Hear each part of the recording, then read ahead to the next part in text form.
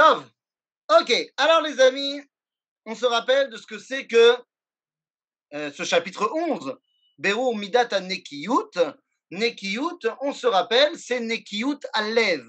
C'est-à-dire que c'est le chapitre dans lequel le Ramchal nous enseigne que, je rappelle de manière générale, on est toujours sur un plan pour en train d'être tzaddik.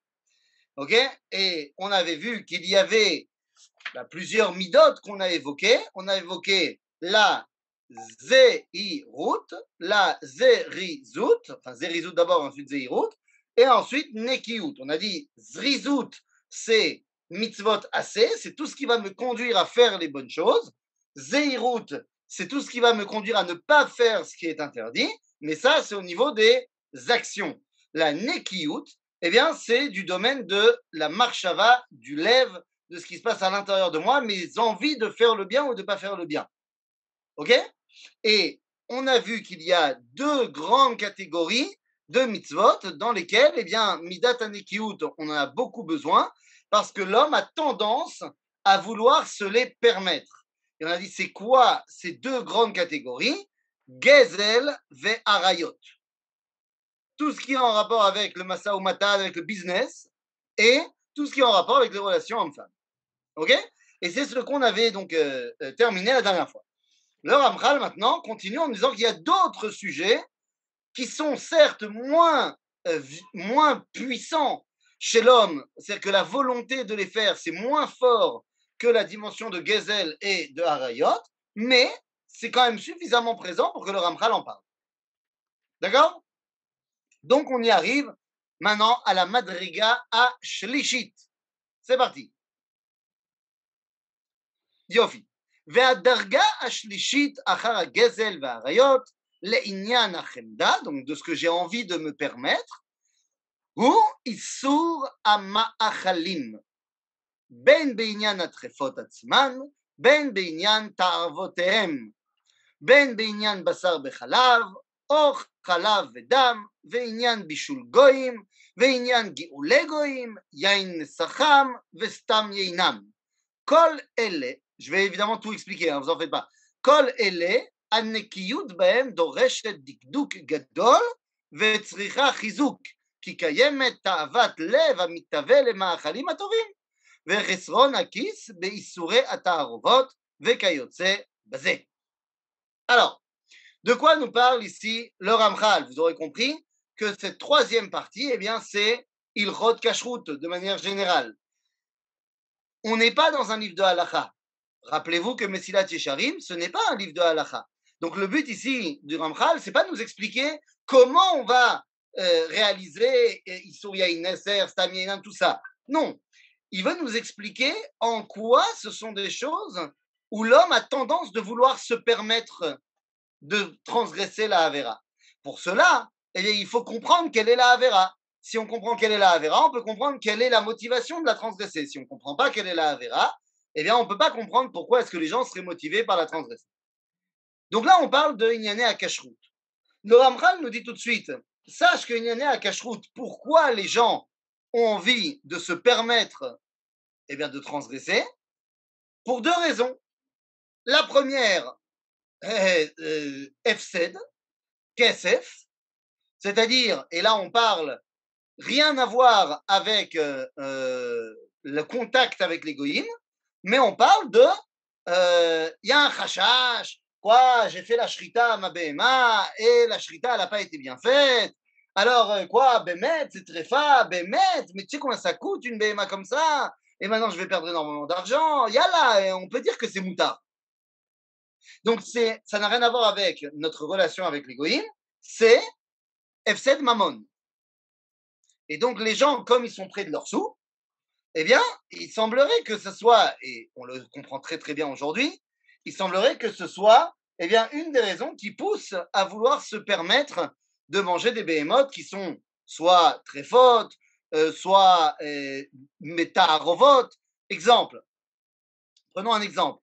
On a dit pas beaucoup d'exemples, mais là, c'est pas une histoire, c'est un exemple. Donc ça va. Je demande à David d'être mon gardien officiel de si jamais il me voit partir dans une histoire, la semaine prochaine, il préparera des cartons jaunes et rouges, comme dans le foot.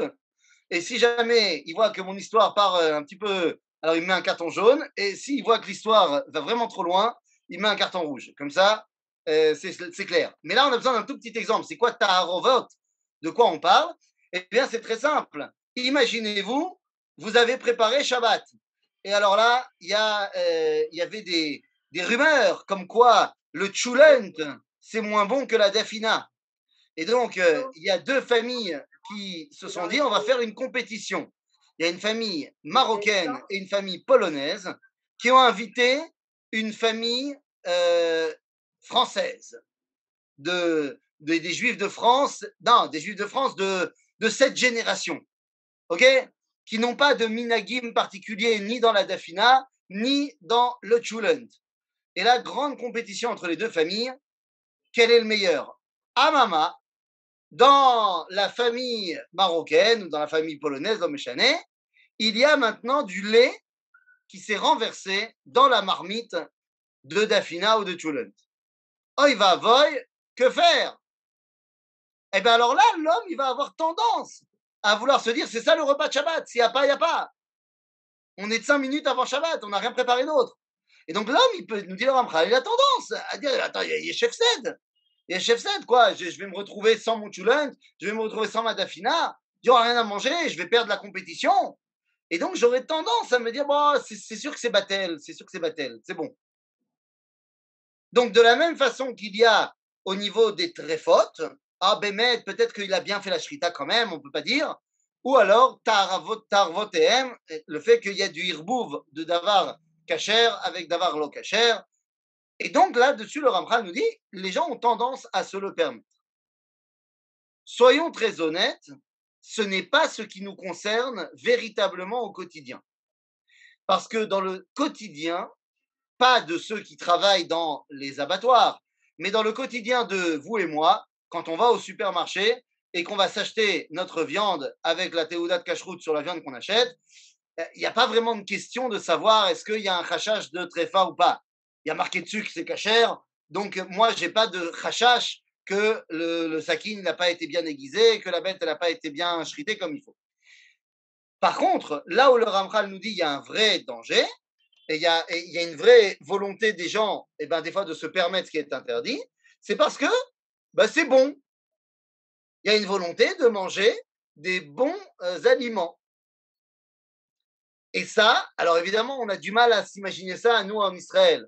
Parce qu'on se dit, tout est cachère, et tout est bon, et tout c'est mal. Mais pensez à vos frères et mes frères, et à moi, et au peuple juif qui sont en Khoutzaretz, qui sont habitués à la gastronomie, qui sont habitués, surtout dans une génération, et c'est pas un exemple, là, c'est vraiment comprendre le texte. On est dans une génération où la nourriture est devenue un sujet de société. Il n'y a qu'à voir le nombre d'émissions télévisées qui tournent autour de la nourriture. C'est vraiment un sujet de société. Eh bien, imagine-toi tous ces juifs qui ne sont pas super pratiquants et qui voient Top Chef à la télé et qui voient sans cesse des gens faire des plats qui ont l'air délicieux, machin, avec des mélanges de poissons et de viande. C'est interdit par le judaïsme, mais ça a l'air tellement bon. Et donc, nous dit le Ramchal, les gens, ils ont envie. Et donc, ça peut les faire tomber. Et donc, il nous donne une liste des choses qui sont les plus courants là-dedans. Nous dit le Ramchal, donc on a dit Surema Achalot, Trefot, Taharovot, Basar Bechalav, Chalav Vedam, ou Inyan Bishule Goyim. Et ça, c'est peut-être l'une des choses les plus concrètes aujourd'hui. Bishul Goy, est-ce que tout le monde fait attention à Bishul Goy? Et ça, c'est une vraie question quand tu vas au restaurant et ainsi de suite. C'est une vraie question. Est-ce que je fais attention à Bishul Goy? Ok? Et donc, toutes ces dimensions-là sont très, très importantes. On parle ici de Ilchot Kashrut, et on sait tous à quel point c'est quelque chose de très important. Là où il faudra faire attention, les amis, dans notre texte, c'est là où c'est interdit, mais on ne pourra pas commencer à interdire ce qui est permis. Et là, ça va être très important, parce que les lois de la cacheroute sont très strictes, mais là où la cacheroute a dit que c'était moutard, eh bien c'est moutard. et il n'y a aucune piété à interdire ce qui est permis. Et ça, c'est une grande tendance aujourd'hui, malheureusement, de penser que plus tu interdis, plus tu es religieux et plus tu es proche de Dieu. Si c'est permis par le judaïsme, eh bien, c'est permis. La personne qui décide de prendre sur lui des khumrot, eh bien, c'est son problème, mais ça ne fait pas de lui quelqu'un de plus proche d'Akadosh Baruch Hu. Nous n'avons pas le droit de permettre ce qui est interdit, mais on n'a pas le droit d'interdire ce qui est permis. C'est-à-dire, est-ce que là-dessus, il y a une question avant qu'on rentre dans le texte? El Halav Nochri, Arav. Le Chalav Nochi, c'est très simple. Le Chalav Nochi, ça a été complètement interdit par nos sages dans le Talmud, dans le traité de Avodah Zarah. Ça a été interdit il y a près de 1500 ans. Ce qui veut dire d'abord qu'avant que ça ait été interdit, c'était permis. Il a fait. Quelque chose qui n'est pas interdit est permis. Chazal ont interdit le lait des goïms. Pourquoi? Eh bien, parce qu'on avait peur des ta'arovot. Parce qu'on avait peur que ce lait soit mélangé avec, eh bien, un lait provenant d'un animal non cachère. Donc, Chazal ont interdit. Aval. Aujourd'hui, arrive Rabbi Moshe Feinstein et nous dit, mais dans la mesure où aujourd'hui, dans les pays occidentaux, eh bien, il y a une vérification de l'État sur la production du lait et que lorsque le producteur dit que c'est du lait de vache, eh bien, il est obligé de mettre du lait de vache, sinon il se met devant des représailles terribles, rien à voir avec les juifs. Eh bien, cette surveillance étatique est en fait la même surveillance que s'il y avait un juif qui avait regardé le lait et qui lui avait donné donc l'appellation de Chalav Israël. Nous dit Rabbi Moshe Feinstein, dans ces cas-là, eh bien, le Chalav Akoum est permis puisqu'il est en fait surveillé. Évidemment que ça ne veut pas dire que si tu vas maintenant dans les Alpes chez le petit producteur et qu'il te donne un verre de lait, tu as le droit de le boire. Tu n'as pas le droit de le boire.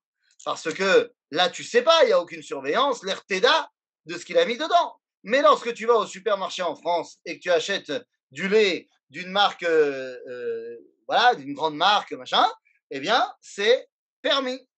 Ah oui, mais attention, il y a des gens qui disent que manger des aliments pas cachers, et c'est ce que le Ramchal va nous dire dans 2 secondes, c'est metamtem et alève. Ça ferme le cœur au rapprochement divin. C'est tout à fait vrai lorsque l'aliment est pas cachère. Mais lorsque l'aliment est cachère, eh bien, ça n'a aucun problème. Donc, le chalav akoum aujourd'hui est ilchatiquement permis dans les conditions que Rabbi Moshe Feinstein nous a mis en place.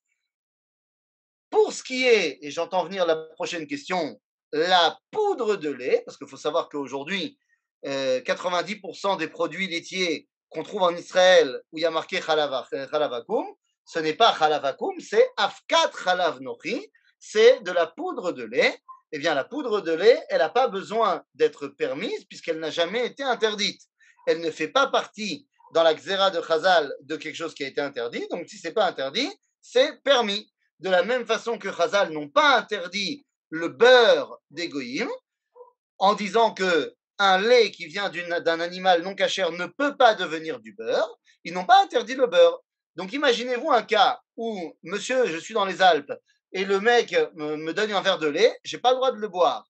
Mais si ensuite je le vois secouer son lait énormément et il devient du beurre, j'ai le droit de le manger. OK? C'est pour ça qu'on a tous ces beurres qui sont apparus dans leur supermarché en ce moment. Parce oui, à la condition que ce soit 100% pur beurre. Okay. Parce que lorsqu'on rajoute des additifs, des choses, alors là, c'est encore une autre histoire. Donc, la poudre de lait, eh bien, dans la mesure où elle n'a jamais été interdite, elle est de facto permise. Rajoute à ça le fait qu'aujourd'hui, on sait qu'au niveau de la production mondiale, le seul lait duquel on fait de la poudre de lait pour des raisons d'économie, eh bien, c'est du lait de vache. Donc c'est Besséder. Donc, quelqu'un qui mange un Kinder Bueno, à condition que les autres éléments de la production soient cachers, eh bien, il n'y a aucun problème de le manger. Besséder. Alors, allons-y maintenant dans le texte. ופרטי עניינים אלה רבים, ככל דיניהם הידועים המבוארים בספרי הפוסקים, והמקל בהם במקום שאמרו להחמיר, אינו אלא משחית את נפשו. Je tiens simplement à préciser ici au niveau du langage du Ramchal, que le langage du Ramchal, c'est il y a 300 ans, et ce n'est pas le même langage que nous aujourd'hui. Cela veut dire que lorsqu'il dit ici, va makel baem, ça ne veut pas dire, il fait une kula. Makel dans le langage du Ramchal, c'est moutar, celui qui est, ou metir baem. Va machmir, ça ne veut pas dire que c'est une khumra, ça veut dire que c'est assour. D'accord? Va makel baem, bimkom she'amru la'achmir, donc celui qui permet alors que c'est interdit, eino ela mashchit et nafsho. וכך אמרו dans le ספרה, ולא תטמאו בהם ונטמאתם בם. אם מטמאים אתם בם, סופכם לטמא בם. Donc, וזה כי המאכלים האסורים מכניסים טומאה לליבו ולנפשו של אדם, עד שקדושתו של המקום ברוך הוא, מסתלקת ומתרחקת ממנו. וזהו גם כן מה שאמרו בתלמוד, ונטמאתם בם, אל תקרי ונטמאתם, אלא ונטמתם, שהעבירה מטמטמת את ליבו של האדם, כי מסלקת ממנו את הדעה האמיתית ורוח השכל שהקדוש ברוך הוא נותן לחסידים, כמו שאמר הכתוב, כי השם ייתן חוכמה, והאדם נשאר בעמי חום וחומרי, ומשוקע בגסות העולם הזה, והמאכלים האסורים יתירים בזה על כל האיסורים, כיוון שהם נכנסים לגופו של אדם ממש ונעשים בשר מבשרו. Dit le Ramchal la chose suivante, Rabotai. Celui qui permet de manger quelque chose qui est interdit, eh bien, c'est terrible. Pourquoi? Toutes les avérotes m'éloignent d'Akadosh Baruch Hu. Toutes les avérotes, sotmim et libi, ferment mon cœur d'avoir une proximité avec Dieu. Mais nous dit le Ramchal, les avérotes de la cacheroute, c'est encore pire, parce que cette fois, tu rentres le Issour à l'intérieur de ton corps, il fait partie intégrante de toi. Donc c'est encore plus sotem. Et donc, il nous dit, il faut faire vraiment attention à ce niveau-là. Par contre, et je le répète, là où ça n'est pas interdit, il ne faudrait pas commencer à interdire. D'accord? Donc, dans la cacheroute, de manière générale, puisque c'est quelque chose qui doit être, l'étude du Messilat Yesharim doit être quelque chose qui se concrétise aussi à la Chalema Hazeh. Et donc, si on a parlé en long, en large et en travers de la notion de vol et comment il faut se comporter quand on fait du business, de la notion de banim banot et comment il faut se comporter dans une société mixte, eh bien, il faut également comprendre au niveau de la cacheroute. Lorsque je vais manger chez quelqu'un, est-ce que je dois lui demander une théouda de cacheroute?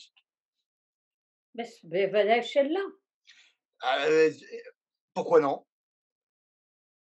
Mais attends. Parce que la cacheroute dépend de la confiance que j'ai dans la personne qui me donne à manger. Ben oui. Si j'ai confiance en lui qu'il est Yireh Shamayim, alors je ne vais rien lui demander. Et si je pense qu'il n'est pas Yireh Shamayim, eh bien je ne vais pas manger chez lui. Ça, c'est au niveau de l'individu qui va chez son copain. S'il vous plaît, traduisez les mots en hébreu en français. Merci. Eh bien, tout à fait. Est-ce que vous savez de quel mot vous parlez? Cacheroute, c'est les lois de ce qu'on a le droit de manger et ce qu'on n'a pas le droit de manger.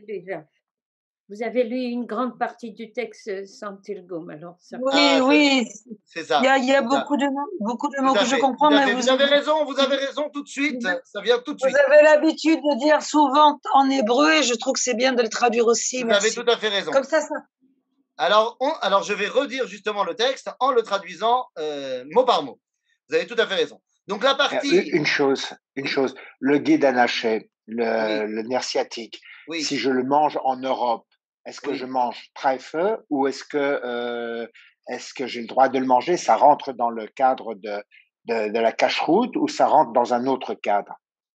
Puisqu'on a le droit de le manger en Israël et aux États-Unis, si je le mange en Europe, si je mange un morceau de viande, de filet en Europe, est-ce que je suis dans le cadre du non-cachère? Alors, je vous réponds et ensuite je traduis la partie que je n'ai pas traduite.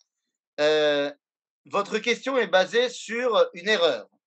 Et donc, la réponse est très simple. Ni en Israël, ni aux États-Unis, et ni en Europe, il est permis de manger le nerf sciatique. C'est interdit. J'entends bien, oui, évidemment. Vous m'avez C'est dit. le filet, Ah, oui. J'ai voilà. mal posé ma question. C'est pour ça que je fais la différence. Le nerf sciatique, c'est une interdiction de la Torah. Il y a marqué dans le livre de Bereshit, Alken lo yochlu bnei Israël et gidan Hashem. Nous n'avons pas le droit de manger le nerf sciatique, quel qu'il soit, enfin, où que soit l'animal. Maintenant, en Israël et aux États-Unis, nous pratiquons ce qui s'appelle le nikour, c'est-à-dire que nous sommes capables d'enlever le nerf sciatique de la partie des parties arrière de l'animal, et donc, eh bien, vous pouvez trouver du filet cachère sans aucun problème.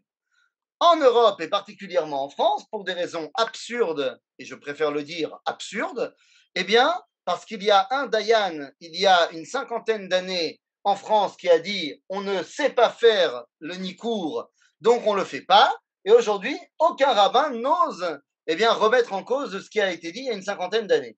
C'est complètement absurde parce qu'il suffirait d'envoyer une équipe de, je sais pas moi, une dizaine, vingtaine, trentaine de shochatim expérimentés israéliens vers les équipes d'Europe et leur apprendre comment on le fait.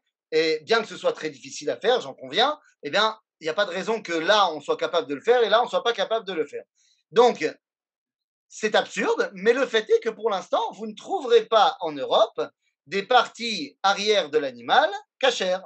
Donc, si en Europe, vous achetez au supermarché une partie arrière, eh ben, elle est fondamentalement pas cachère. Parce que soit elle a été pas shritée, soit elle a été shritée et vendue chez les goïms, mais on l'a soit elle a gardé été importée dedans. Soit donc, on l'a importée. Mais c'est l'homme chané. Si, ça ne change rien. Si, il y a le nerf sciatique dedans, c'est interdit. Si, non, mais sans le nerf sciatique, si j'importe un morceau... Si c'est une bête où il n'y a pas le nerf sciatique, parce qu'il a été enlevé selon la halakha et qu'elle a été abattue selon la halakha, eh ben, il n'y a pas de problème de le manger, quel que soit l'endroit où il vient. Maintenant, je reviens donc au texte, la partie que je n'ai pas traduite. Donc, toute la partie où on a expliqué que si on fait une avéra, ça ferme le cœur, ça, on l'a traduit. Donc, j'arrive à la partie vezé. Ok, dans le texte, c'est 1, 2, 3, 4, 5, 6, 7 lignes avant la fin du paragraphe.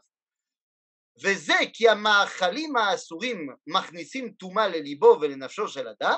Et le fait que quand on mange un aliment non cachère, eh bien, ça rentre dans le cœur et dans l'âme de l'homme, à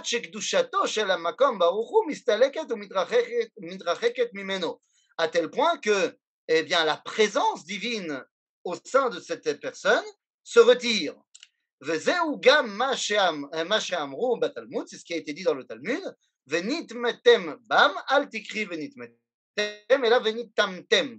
Quand le Talmud nous dit à propos de cette action-là que lorsqu'on fait ça, eh bien, on sera rendu impur, le Talmud ne dit pas impur, mais dit imperméable. C'est-à-dire que tu ne pourras plus laisser la présence de Dieu rentrer chez toi.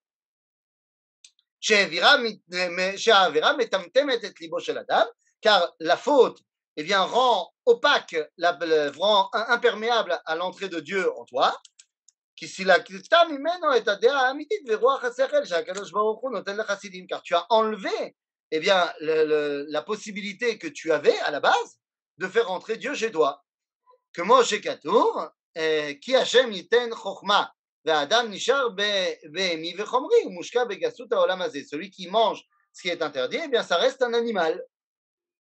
Et il te dit, et les ma'achalim ha'asurim, c'est encore plus qu'une autre faute, parce que alors qu'une autre faute, c'est une action extérieure à moi, lorsque je mange des aliments non cachers, eh bien, j'ai fait rentrer l'interdit véritablement, littéralement, à l'intérieur de moi, donc c'est encore plus, ça rend encore plus imperméable à la perception du divin.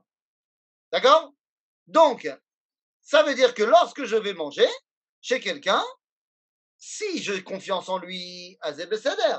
Si j'ai pas confiance en lui, eh bien, parce que je le connais pas, ou parce qu'il y a des enjeux financiers derrière, eh bien, j'ai besoin de quelqu'un de confiance qui me dise, moi, j'ai été vérifié et c'est bon. Et là-dedans, c'est le rôle de la Théouda de Kashrut. Lorsqu'on a une Théouda de Kashrut sur des grandes productions industrielles, c'est fastoche, puisque à partir du moment où le rabbin a été vérifié une fois, eh bien, dans la mesure où tout est automatisé et que c'est la même ligne de production, eh bien, la vérification, elle est facile.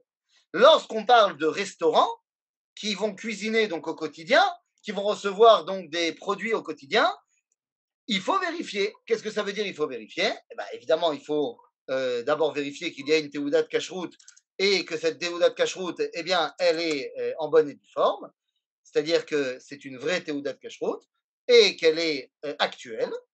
Et ce qu'il faut également essayer de voir, c'est est-ce qu'il s'agit de personnes, et ça, tu le renifles, est-ce qu'il s'agit d'un endroit où on a l'habitude de la Torah, c'est-à-dire que c'est un endroit où il y a souvent des gens qui sont religieux qui viennent se restaurer là-bas, donc les gens ont l'habitude, ou c'est vraiment un endroit qui est tombé de nulle part et on n'a jamais un juif qui vient manger là-bas et tout d'un coup il y a une Théouda de Kashrut et toi tu viens et tu es le premier juif qui vient depuis 10 ans.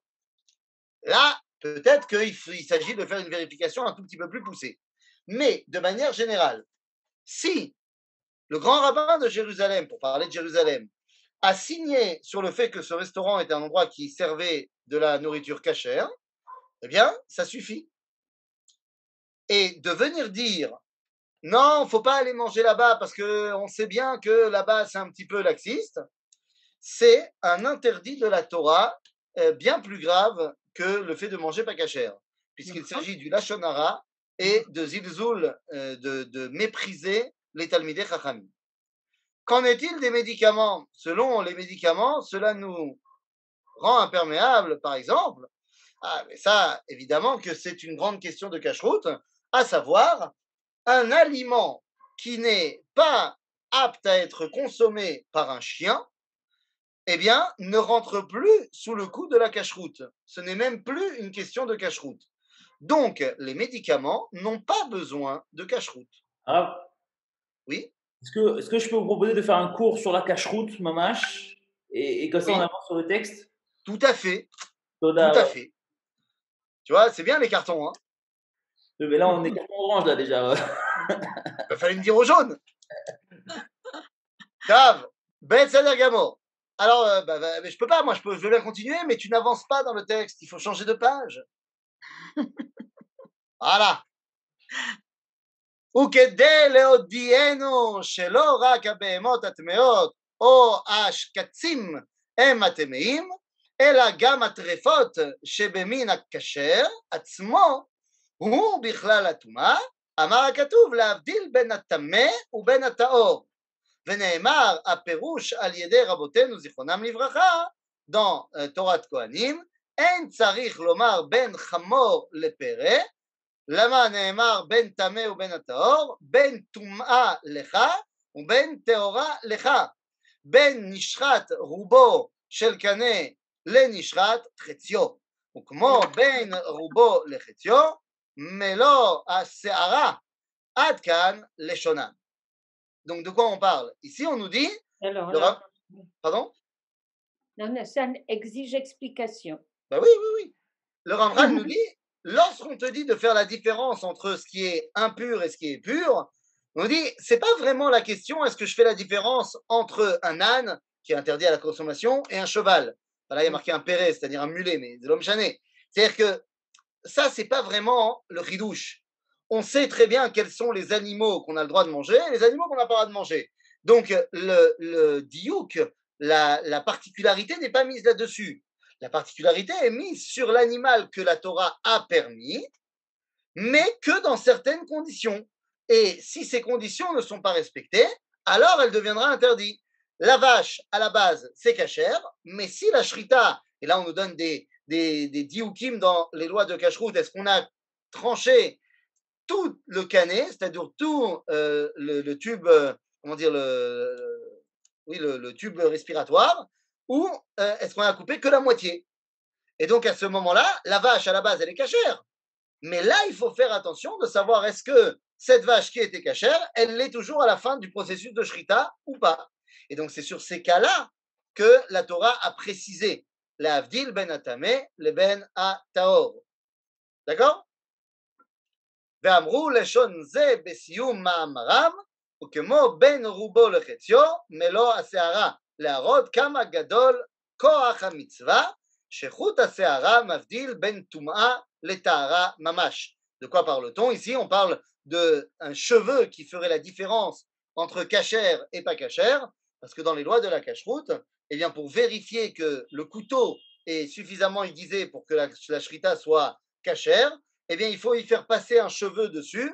Et si le cheveu est arrêté parce qu'il y a eh bien, des défauts dans le couteau, alors si on a shrité avec ce couteau-là, c'est pas cachère. J'avoue que à l'époque du Ramchal, peut-être que ça a encore lieu d'être. Aujourd'hui, beaucoup moins. Parce qu'il faut bien comprendre qu'aujourd'hui, n'ayez pas peur. Oui, avant chaque shrita, je peux t'assurer qu'on fait dans aucune cacheroute, on fait passer un cheveu sur le couteau avant chaque shrita. Absolument pas. Mais ça ne rend pas la chose pas cachère pour autant, pour la simple raison qu'aujourd'hui, les lames de couteau, l'acier est beaucoup plus aigu, enfin la qualité de l'acier est incomparable avec les lames de l'époque, qui étaient d'ailleurs pas toujours en acier, mais qui étaient faits des fois en pierre, qui étaient des fois faits en os, enfin qui étaient faits dans des matériaux qui pouvaient être enfin un petit peu comment dire en français, qui sont un petit peu pagoum, qui sont moins aiguisés, et ça, c'était beaucoup plus courant. Aujourd'hui, ça l'est beaucoup moins. Et donc, aujourd'hui, que vous le sachiez, la moyenne de vérification, quand on parle de shrita, eh bien, c'est entre 15 et 20 animaux qui sont shrités. Après, on vérifie le couteau. Ce n'est pas à chaque vérification. Il y a certaines cacherouillottes qui veulent être encore plus mahmirim, et donc la vérification se fait entre 10 et 12 animaux. C'est-à-dire, mais dans tous les cas, ce n'est pas à chaque animal. ומי שיש לו מוח בדקדוקו, יתייחס לאיסורי המאכל כמאכלים ארסיים או כמאכל שנתערב בו איזה דבר ארסי. Dit le Ramchal. Donc voilà, maintenant que tu as compris qu'il fallait s'éloigner des maachalot à asurot, eh bien, celui qui a, comment on dit, les yeux en face des trous, eh bien, il considérera les ma'achalot asurot, les aliments interdits, comme des aliments nocifs, empoisonnés. Et il ne les mangera pas de la même façon qu'il ne mangerait pas un champignon vénéneux, même s'il a l'air joli. כי אם דבר זה יהיה רע, היקל האדם על עצמו לאכול ממנו אם יהיה לו לגביו איזשהו חשש, ואפילו חשש קטן, ודאי שלא יקל. S'il s'agit de quelque chose qui est mortel, si tu le manges, eh bien même si tu as un doute, un petit doute, tu ne le mangeras pas. Parce que tu sais que si tu le manges, tu peux mourir. Eh bien, nous dit le Ramchal, il en va de même quand il y a un chashash que l'aliment soit pas cachère. S'il y a un chashash, eh ben tu ne manges pas. Ok? Ve'im yakel, lo yeh nershav ella leshote gamou. Et celui qui mangerait quand même un aliment, même s'il sait qu'il y a un risque qu'il soit mortel, ben il est tout simplement débile. Donc il dit pareil pour quelqu'un qui mangerait un aliment pas cachère, en disant non, mais peut-être il est cachère, peut-être il n'est pas cachère, on ne sait pas. Alors évidemment qu'ici le Ramchal ne parle pas de quelqu'un qui ne connaît pas. Quelqu'un qui ne connaît pas les lois de la cacheroute, ce n'est pas de lui dont le Ramchal nous parle, bien évidemment, vous l'aurez bien compris. Ok? Af isur המאכל כבר ביארנו שהוא הרס ממש ללבן הנפש. ואם כן, מאיפה יהיה המקל במקום חשש של איסור אם בעל שכל הוא? ועל דבר זה נאמר ושמת סכין בלועך אם בעל נפש אתה. Le Ramchal conclut en disant, ben voilà, donc celui qui mange quelque chose qui est avec un doute que c'est interdit, eh bien c'est comme quelqu'un qui essaierait de manger des couteaux. Et c'est complètement absurde. Et quelqu'un qui a un peu de sechel, eh bien il ne fait pas ça. Ok? Pachout, Meod, Meod. Là-dessus, il n'y a pas vraiment de débat. Ve'adavar. Venidbar at vendaber ata. Donc voilà. Donc, juste avant qu'on passe à la prochaine catégorie de Avera, là, je me permets de poser la question, est-ce que c'est clair? Ouais, c'est bon la cache-route? On a réglé le problème. Pas de question. Yofi. Alors allons-y. ונדבר עתה על החטאים המצויים הנובעים מחברת בני אדם וקיבוצם.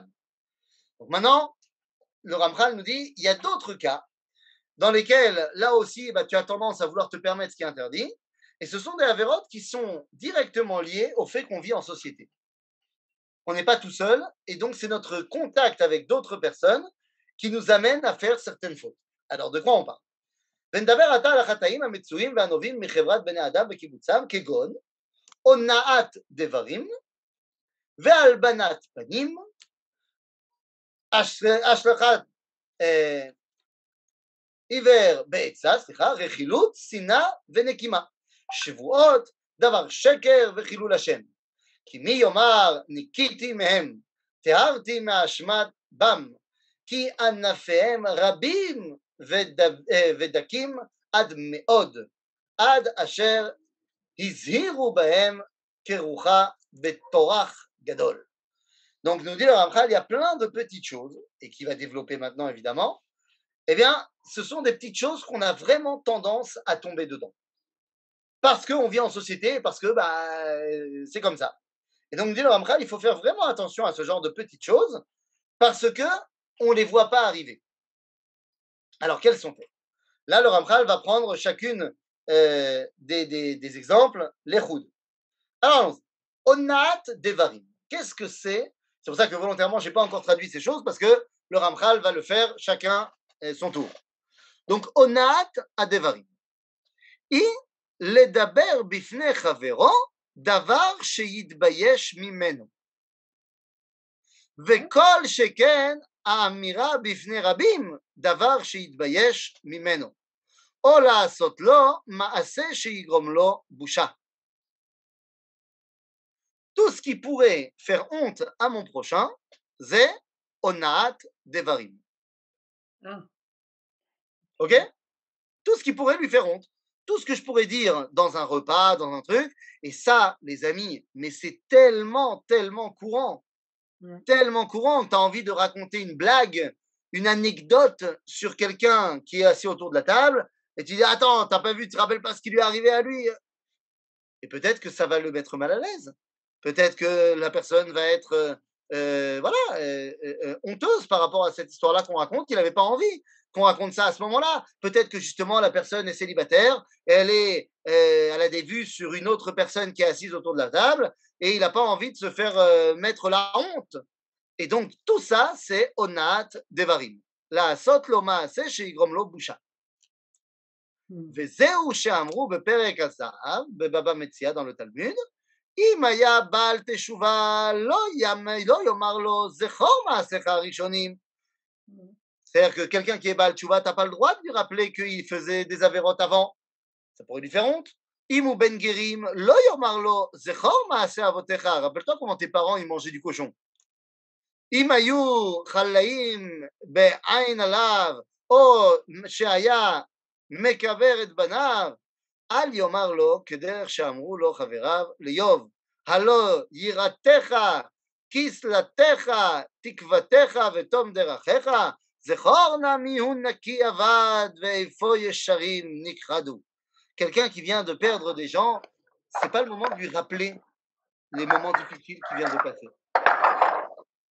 Imayou, c'est ce que nous dit ici le Talmud, il continue dans ce verset de Yov, les gens qui sont venus voir Yov alors qu'il vient de perdre sa famille et qui lui disent non mais rappelle-toi, écoute, sache que machin, non, c'est pas la peine de lui rappeler ça, ça va le mettre mal à l'aise encore plus. Donc dit le Talmud à propos de cela, Imayou, חומרים מבקשים ממנו תבואה, לא יאמר להם לכו אצל פלוני שהוא מוכר תבואה ויודע בו שלא מכר תבואה מימיו. Quelqu'un qui a faim, tu vas pas lui dire Ah, oui, là, la deuxième à gauche, il y a un restaurant. Alors que tu sais qu'en fait, c'est une laverie automatique. Ah, qu'est-ce que tu vas faire un truc comme ça? לכו אצל פלוני, וידוע בו שלא מכר תבואה מימיו, וכבר אמרו חכמים זיכרונם לברכה, גדול הונאת דברים מהונאת ממון, שזה נאמר בו ויראת מאלוהיך, וזה לא נאמר בו ויראת מאלוהיך. ורבי אליעזר, c'est-à-dire que le fait de faire honte à... Ça demande d'explication. Là, je pense que on a fait. Et dites n'est pas rappeler, on n'est pas dire, on fait des choses qui ne sont pas vraies à quelqu'un, de le mettre On ne parle pas de pas vrai. Ça peut être vrai aussi.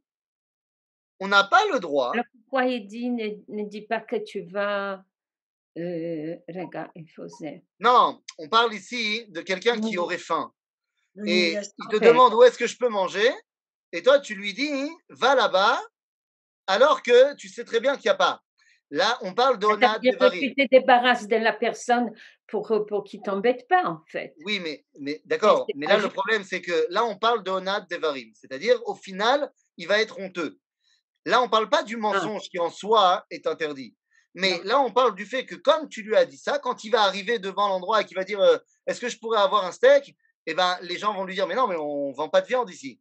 Et là, il sera honteux à cause de toi.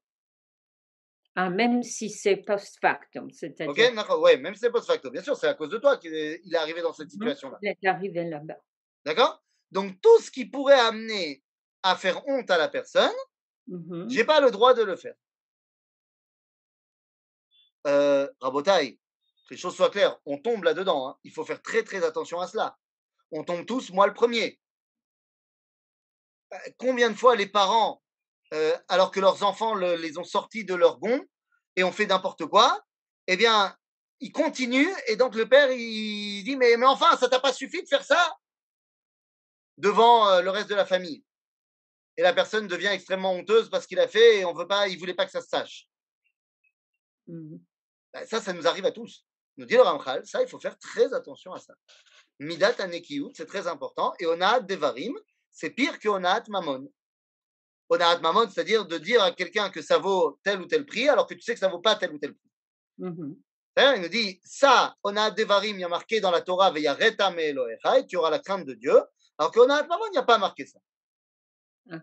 D'accord? Donc vraiment, faire honte à quelqu'un dans toutes les dimensions que ce soit, c'est vraiment problématique. Et comment on fait dans ce cas, Comment on fait dans ce cas lorsque on voit que la personne, on pense que la personne agit de manière inadaptée et qu'on veut partager son point de vue et le faire attirer l'attention là-dessus. D'abord, on a aussi une responsabilité quelque part, voir que les choses ne sont pas comme on pense qu'elles devraient être et ne pas le dire parce que ça pourrait faire honte à la personne. En même temps, on doit le dire parce que on est aussi responsable de ce que font les autres, n'est-ce pas? Voilà. D'abord, tout à fait, on est responsable, on est tous garants les uns des autres, bien évidemment, mais il y a manière et manière de le faire. Est-ce que tu le fais en public? Est-ce que tu vas lui dire juste à lui? Est-ce que il est en train de mettre en danger la vie d'autrui en faisant ce qu'il fait? À ce moment-là, eh ben, il s'agit de Pikuach Nefesh. Est-ce que ce n'est que lui qui se met en danger à ce moment-là? Et ainsi de suite. Il y a 1 milliard de moyens de trouver le moyen d'eux. Je vais te donner un exemple. Et là, je demande la permission de la Haute Cour de justice des exemples.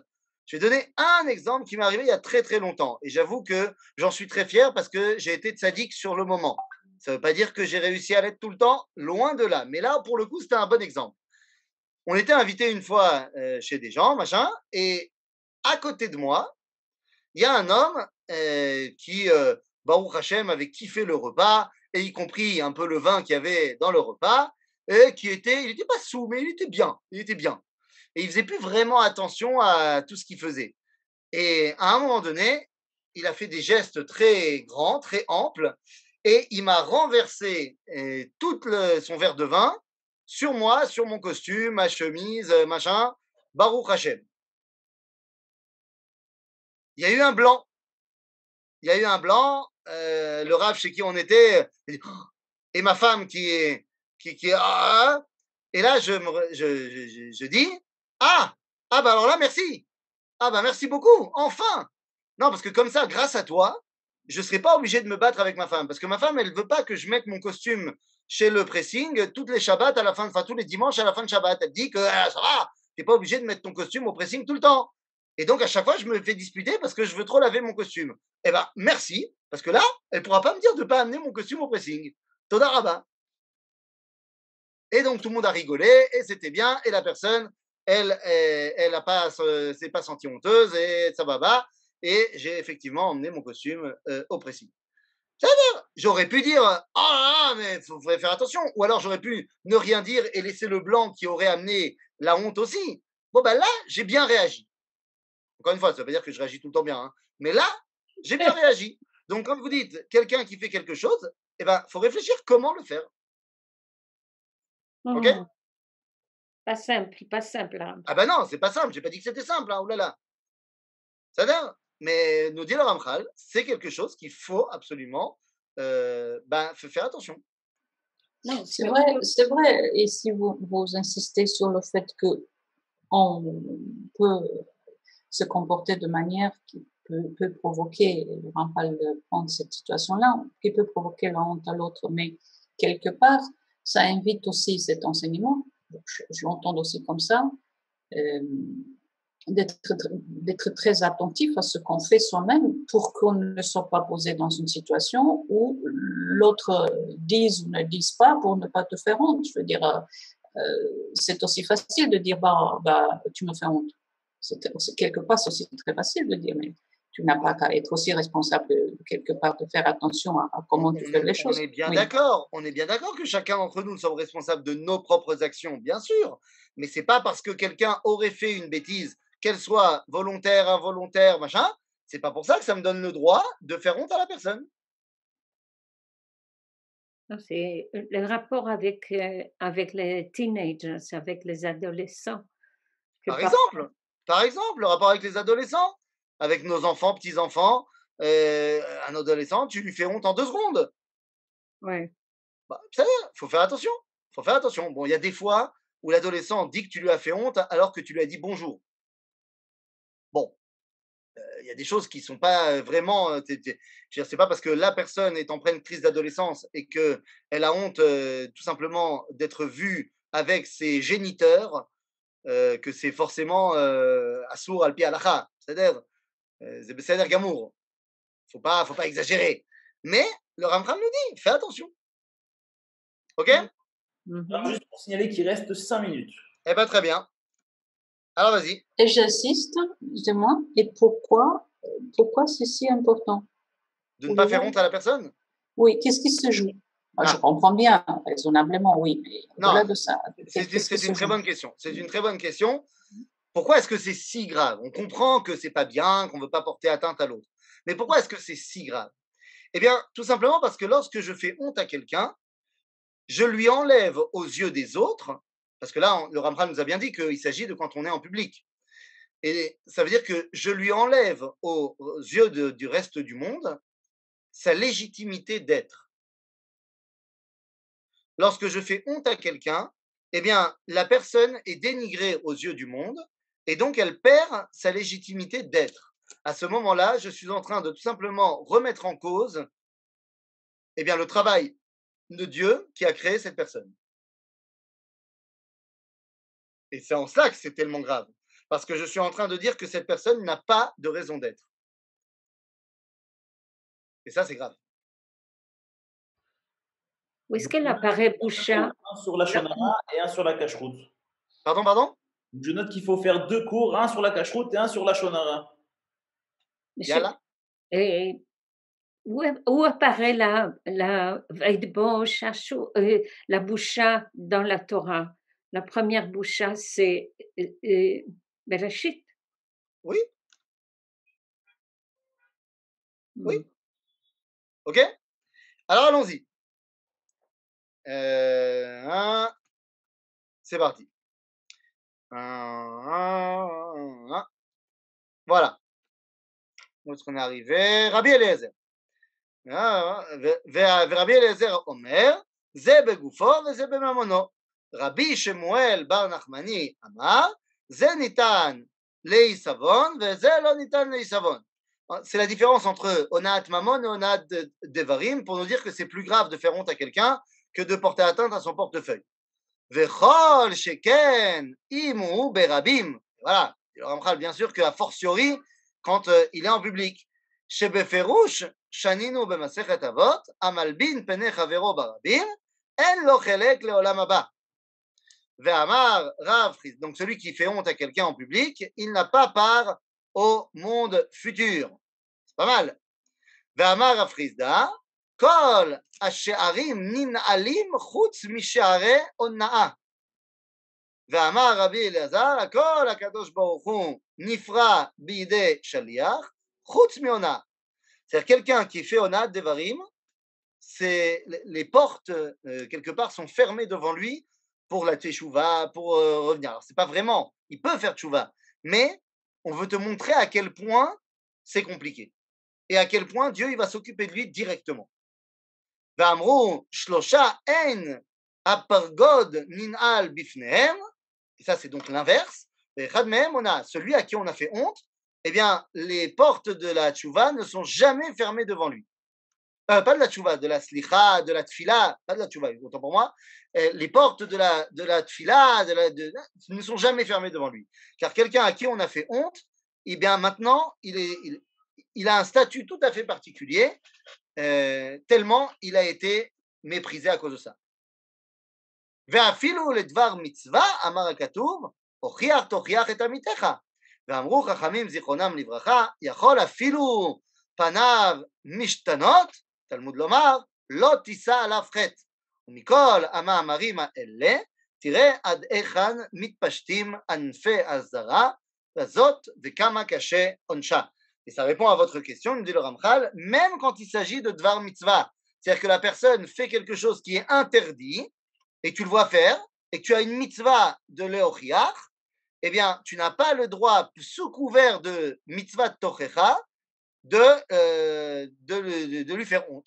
Si tu lui fais honte, même si c'est pour faire mitzvah de Tochecha, c'est toi qui as fait une avéra. Non seulement tu n'as pas fait la mitzvah de Tochecha, mais en plus tu as fait une avéra.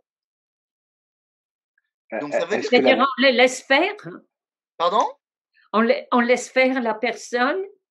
Si tu n'arrives pas à trouver un moyen de l'empêcher de faire sans lui faire honte, eh bien alors tu laisses. Les conséquences ne sont pas un peu disproportionnées par rapport à ce qu'on fait. C'est-à-dire que tout le monde, enfin je ne dis pas tout le monde, en tout cas moi, on peut se moquer, ça arrive tous les jours. Ben, c'est pas bien. Non, on est bien d'accord que c'est pas bien, mais ne pas avoir Olam Haba, c'est quand même une conséquence dramatique. Et c'est pas un peu disproportionné devant il y a d'autres choses où on n'est pas, où il n'y a pas le problème d'Olam Haba, on le fait, on a une avéra, on peut faire Par tchouva, exemple, mais là c'est carrément Olam Haba, c'est-à-dire par exemple, alors je vais vous dire. n'importe. D'abord, sachez que tous les endroits où il y a marqué El no chelek leolam haba, ça ne veut pas dire qu'il n'a pas bémet. Au final, yeshlo. C'est-à-dire que le Talmud Dans dans Azara, le 11e Pérec, on voit tous ceux qui n'ont pas justement, chelek Olam Haba. Ils ont fait des choses quand même terribles. justement, là-bas, dans le Perek Chelek, il y a marqué Ve'elu she'en lahem chelek leolam haba. Et quand on regarde la fin de la Sugia, on les fait quand même rentrer dans le Olam Haba par la porte de derrière.